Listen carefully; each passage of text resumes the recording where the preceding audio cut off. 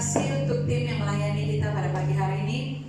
Ya, God is good, and all the time God is always good. Amin. Allah itu baik dan selama-lamanya Allah itu baik untuk setiap pribadi kita. Haleluya. Kita sudah masuk minggu yang kedua di dalam bulan Mei. Dan kalau kita perhatikan, rasakan sendiri bagaimana penyertaan Tuhan yang begitu luar biasa untuk setiap kita. Baik, sebelum saya teruskan dengan firman Tuhan, mari kita berdoa.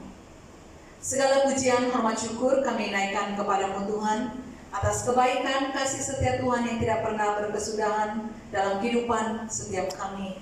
Hari-hari yang sudah kami lalui sehingga pada saat pagi hari ini, itu semua adalah karena anugerah Tuhan yang begitu luar biasa buat setiap kami. Tuhan, sebentar lagi kami akan mendengar Engkau berbicara melalui hamba-Mu ya Tuhan. Biarlah setiap kata-kata yang keluar dari mulut hamba-Mu adalah dari isi hati Tuhan sendiri, yang akan menjadi kekuatan buat kami, yang menjadi dorongan buat setiap kami ya Tuhan, dalam kami melangkah untuk hari-hari ke depan ini dengan penuh kekuatan hikmat yang datang dari Tuhan sendiri. Terima kasih Tuhan. Ini doa kami, hanya di dalam nama Tuhan Yesus kami sudah berdoa. Amin. Baik saudara, kalau kita perhatikan keadaan dunia pada saat ini, kehidupan kita pada saat ini, untuk sukses dalam kehidupan kita, kita harus ingat, setiap kesusahan itu pasti akan berlalu. Asal kita siap untuk melakukan apa yang Tuhan mau untuk kita lakukan. Berdoa terus, karena saat hati nurani kita berbicara, maka Tuhan akan mengulurkan tangannya. Amin. Saudara, kalau berbicara tentang doa itu, saudara, itu merupakan suatu hak terbesar yang Allah berikan kepada setiap kita, termasuk kamu dan saya. Dan doa itu merupakan suatu cara untuk kita menghampiri takhta Tuhan setiap saat. Dan tidak hanya diberikan hak untuk berbicara dengan Allah, tetapi sebenarnya Allah sendiri sangat menantikan saudara dan saya untuk berkomunikasi dengan Dia. Allah sangat menantikan anak-anaknya untuk datang dan berbicara kepada Dia. Nah, karena hanya melalui doa, Allah akan membawa kuasa mujizat itu dalam kehidupan saudara dan saya. Wow, luar biasa sungguh yang saya alami hari ini. Wow, ternyata saya terlepas dari semua masalah-masalah ini, bahaya-bahaya ini. Saudara, itu semua adalah karena doa. Karena Tuhan yang menghadirkan mujizatnya di dalam kehidupan saudara dan saya melalui doa kita. Ya, karena yang pastinya saudara, doa saudara dan saya itu adalah sebuah permohonan. Permohonan kita kepada Tuhan, dan itu adalah harapan kita kepada Tuhan. Amin. Jadi pagi ini kita akan membahaskan sebuah bahagian tema yang berbicara tentang doa Rasul Paulus untuk jemaat Tesalonika. Saya petik dari 1 Tesalonika pasal yang ketiga ayat 9 hingga 13 yang berkata, sebab ucapan syukur apakah yang dapat kami persembahkan kepada Allah atas segala sukacita yang kami peroleh karena kamu di hadapan Allah kita. Siang malam kami berdoa sungguh-sungguh supaya kita bertemu muka dengan muka dan menambahkan apa yang masih kurang pada imanmu. Kiranya Dia, Allah dan Bapa kita, dan Yesus Kristus Tuhan kita membukakan hati, membukakan kami jalan kepadamu. Dan kiranya Tuhan menjadikan kamu bertambah-tambah dan berkelimpahan dalam kasih seorang terhadap yang lain dan terhadap semua orang, sama seperti kami juga mengasihi kamu. Kiranya Dia menguatkan hatimu supaya tak bercacat dan kudus di hadapan Allah dan Bapa kita pada waktu kedatangan Yesus Tuhan kita dengan semua orang kudusnya. Saudara yang terkasih, kalau kita perhatikan latar belakang di dalam bagian pembacaan kita ini, teks dari Tesalonika ini, ia berbicara tentang doa Rasul Paulus. Ya, Rasul Paulus ini dia sering berdoa dengan mengingat akan kedatangan Kristus.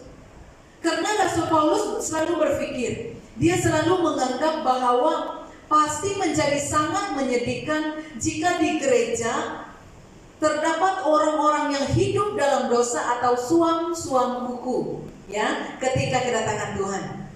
Dan kalau kita perhatikan dalam semua bagian penulisan Rasul Paulus, biasanya dia akan mulai dengan ucapan syukur kepada Allah atas mereka.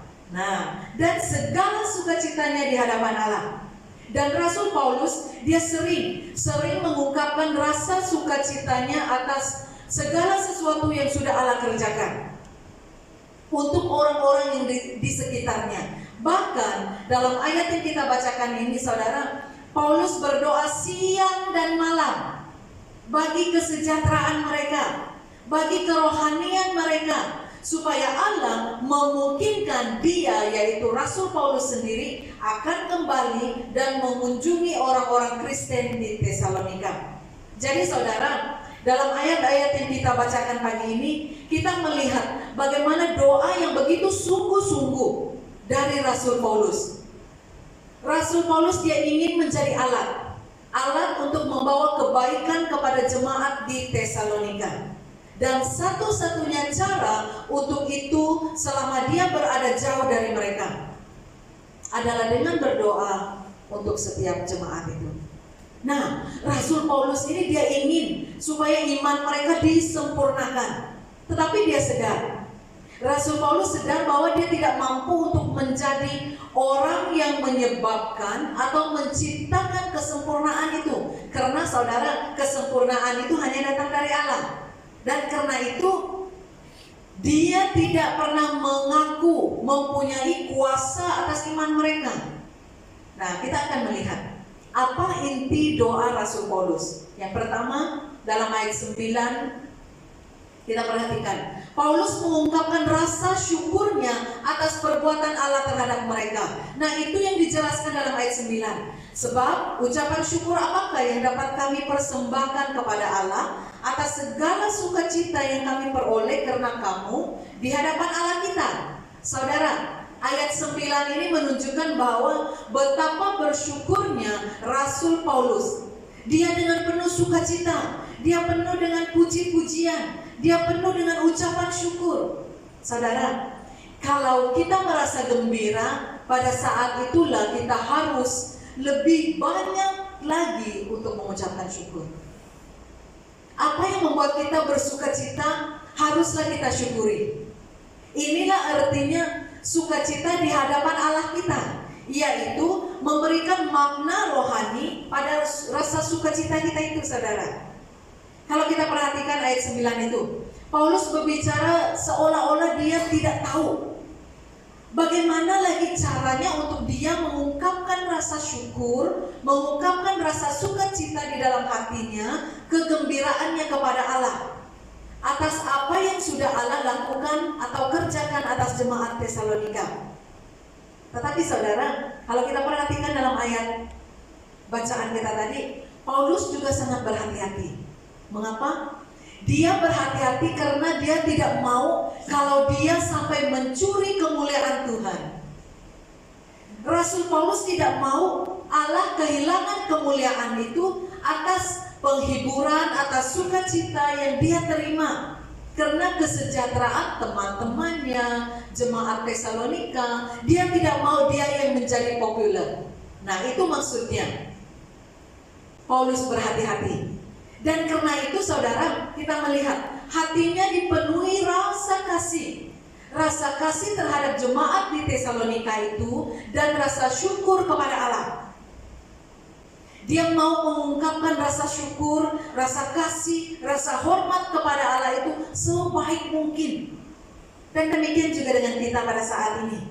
Segala apapun yang kamu dan saya lalui, alami dalam kehidupan kita pada saat ini, itu semua tidak terlepas dari pernyataan Tuhan yang begitu luar biasa. Amin. Yang kedua, kita perhatikan dalam ayat 10 dan 11. Rasul Paulus berdoa supaya Allah membuka jalan baginya untuk bertemu dengan mereka.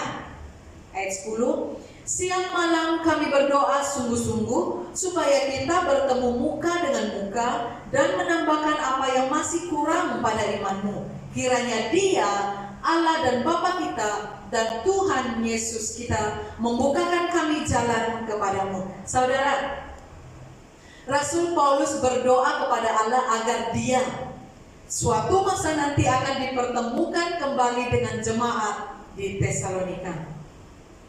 Ayat 10 mengatakan bahwa dia berdoa untuk mereka siang dan malam. Rasul Paulus berdoa supaya ia sendiri dan rekan-rekannya dapat menempuh perjalanan dengan selamat menuju kepada mereka, yaitu jemaat Tesalonika, atas kehendak Allah, supaya mereka ditunjukkan jalan.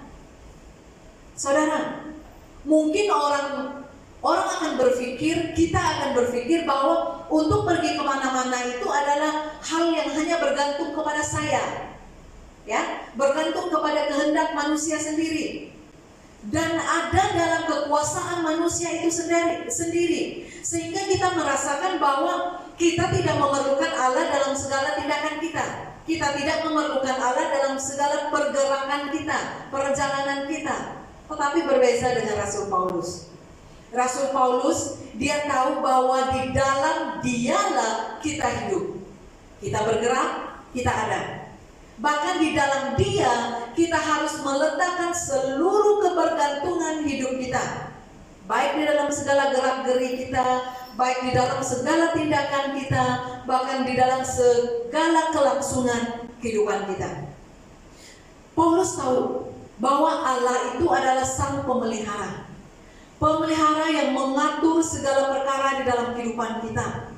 Dan Paulus sadar bahwa karena berkat pemeliharaan itulah saudara dan saya, kita semua berhasil mengurus perkara-perkara dalam kehidupan kita. Saudara, Rasul Paulus bahkan tahu bahwa Allah Bapa kita yang mengarahkan dan memerintahkan anak-anaknya kemanapun mereka akan pergi, dan apapun yang akan mereka lakukan. Demikian juga kamu dan saya. Saat Paulus berdoa untuk jemaat Tesalonika, dia berdoa dengan bersungguh-sungguh, karena dia sendiri tidak tahu apakah dia akan ada kesempatan untuk datang kembali menemui mereka atau tidak. Dan karena itu saudara, dalam ayat pembahasan kita ini tadi, kita melihat Rasul Paulus begitu bersungguh-sungguh.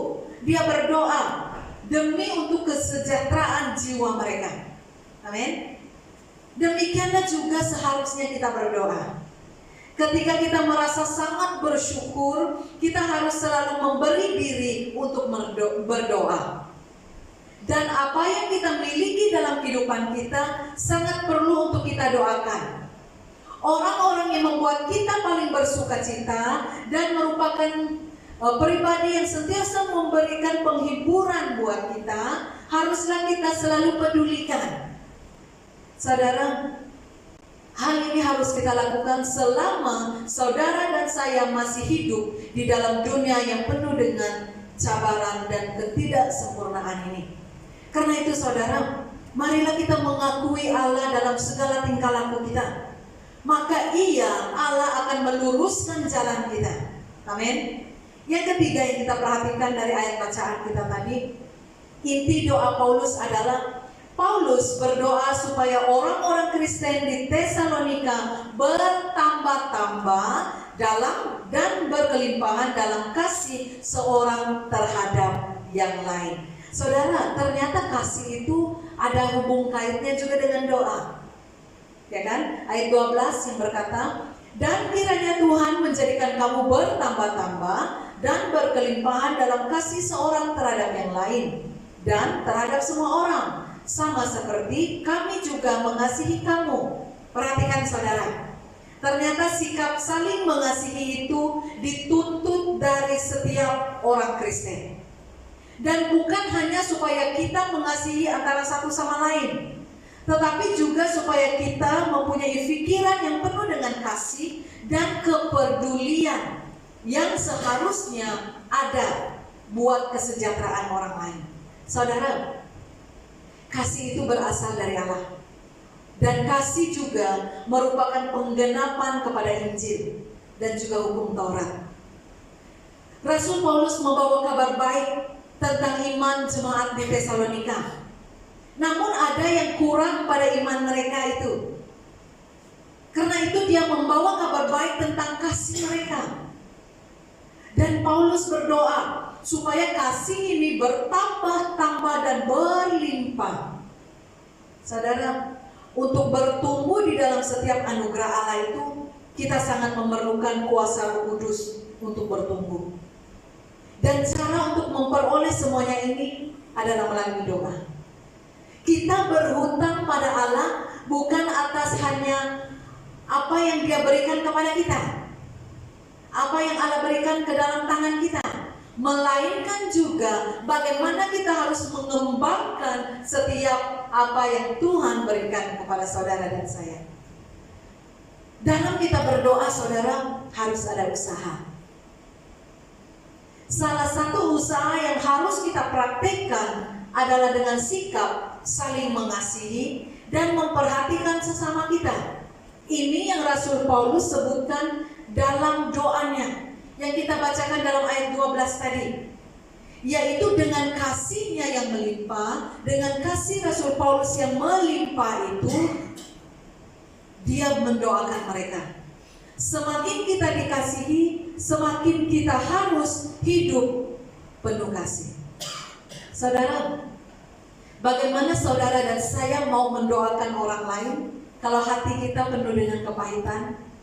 Bagaimana kita mau menyebutkan nama orang di dalam doa kita kalau hati kita sulit untuk mengampuni mereka? Lukas 6 ayat 45 berkata, orang yang baik mengeluarkan barang yang baik dari perbendaharaan hatinya yang baik, dan orang yang jahat mengeluarkan barang yang jahat dari perbendaharaannya yang jahat. Karena yang diucapkan mulutnya meluap dari hatinya. Jadi saudara, kalau tidak ada kasih di dalam hati kita, di dalam diri kita, bagaimana saya mau mendoakan orang lain? Mustahil, saudara. Kalau hati saya dipenuhi dengan rasa kepahitan, rasa benci terhadap seseorang itu, bagaimana mungkin kita mau menyebut namanya di dalam doa kita?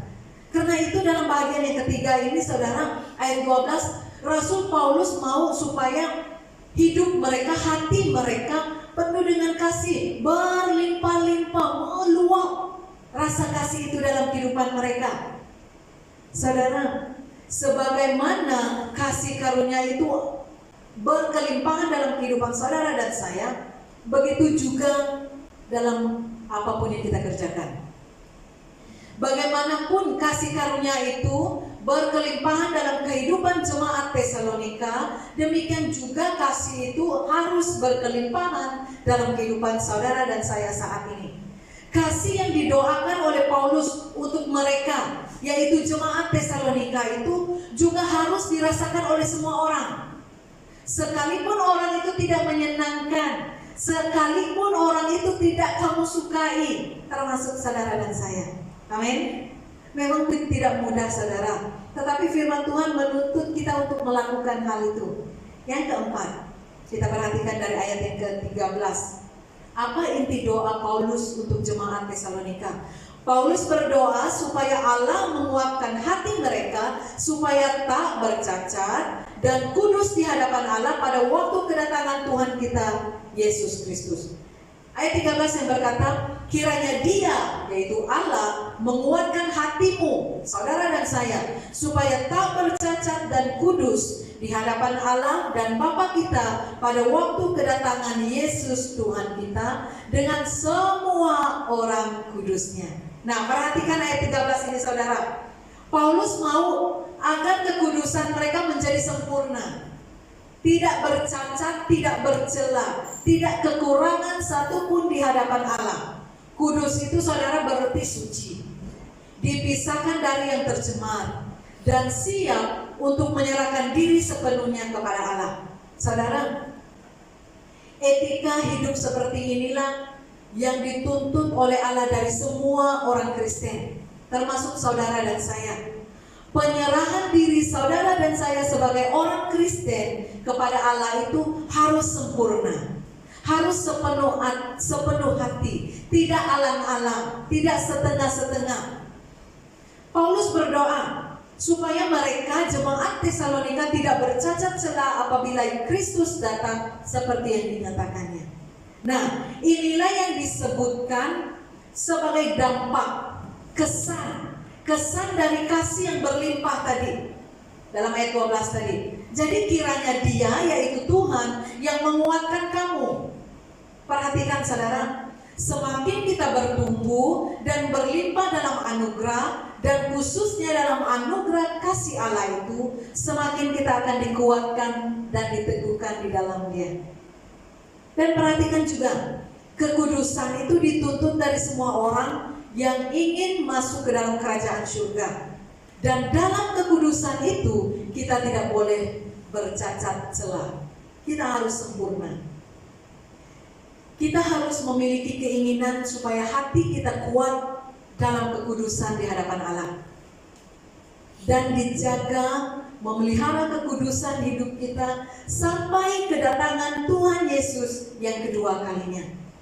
Dan kita harus mempunyai keinginan di dalam hati kita supaya saya, saudara dan saya tidak kekurangan satu apapun di hadapan Allah. Karena yang pasti Tuhan Yesus akan datang. Dan datang dalam kemuliaannya. Dan ketika Ia datang, saudara, orang-orang kudusnya akan datang bersama-sama dengan Dia. Dan mereka akan menyatakan dirinya bersama dengan Dia di dalam kemuliaan. Dan pada saat itu, saudara, akan nampak, akan jelaslah keunggulan serta kepentingannya kekudusan itu. Karena tanpa kekudusan tidak akan ada hati yang kuat pada hari Tuhan. Dan juga tanpa kekudusan tidak akan ada orang yang tak bercacat dan dapat terhindar dari hukuman kekal. Saudara, kedatangan Yesus yang kedua kali merupakan dorongan untuk saudara dan saya untuk kita memelihara kekudusan hidup kita, seperti yang tertulis dalam 1 Yohanes pasal 3 ayat 3. Dan untuk memenangkan jiwa kita. Apakah saudara berdoa sama seperti Rasul Paulus berdoa bagi mereka yang kita bimbing kepada Kristus? Saudara-saudara yang Tuhan Yesus kasihi, menjadi orang Kristen itu berarti menjadi orang yang terus berdoa. Dan ibadah merupakan suatu ciri khas dari semua orang kudus dari Allah. Memang tentu saja orang Kristen itu akan berdoa, saudara. Tetapi perhatikan inti doa kita. Apa yang kita doakan, apa yang kita pohonkan kepada Allah. Tugas dan tanggung jawab kita sebagai anak-anak Tuhan tidak hanya untuk belajar akan kebenaran firman Tuhan, tetapi harus menyatakan hal itu dalam pengabdian kita. Pengabdian kita, tingkah laku kita kepada orang-orang yang ada di sekitar kita. Dengan cara mendukung mereka, dengan bersungguh-sungguh di dalam doa.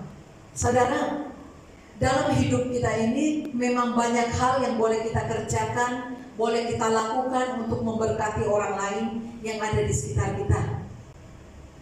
Tetapi suatu hal yang sangat berkuasa yaitu melalui doa kita. Tolonglah dengan segala apapun daya kita, segala upaya kita, namun yang terutama berdoalah dengan bersungguh-sungguh agar Allah melindungi orang-orang yang ada di sekitar kita. Seperti yang saya katakan dalam ayat 12 tadi, bagaimana mungkin kita mendoakan orang yang kita memiliki kepahitan terhadap dia? Nah saudara, kuasa doa itu begitu besar saudara dalam kehidupan setiap kita. Dan ingat bahwa doa saudara dan saya pasti akan dapat memberikan semangat, menguatkan, dan memberikan perlindungan kepada semua orang yang kita kasihi dalam mereka menjalani kehidupan mereka. Jadi saudara-saudari yang Tuhan Yesus kasihi, melalui firman Tuhan yang kita belajar bersama pagi ini, Rasul Paulus sudah menunjukkan kepada kita bahwa doa dan tindakan kita itu harus berjalan bersama seiringan. Bahkan dari teks firman Tuhan kita tadi, kita belajar bahwa betapa pentingnya doa yang kita naikkan, doa yang kita lakukan karena ia adalah nafas hidup bagi orang-orang percaya. Amin. Jadi siaplah untuk memberi hidup dan dipakai Tuhan dengan penuh luar biasa. Dan biarlah semua yang saudara dan saya lakukan itu demi hormat dan kemuliaan nama Tuhan. Mari kita berdoa.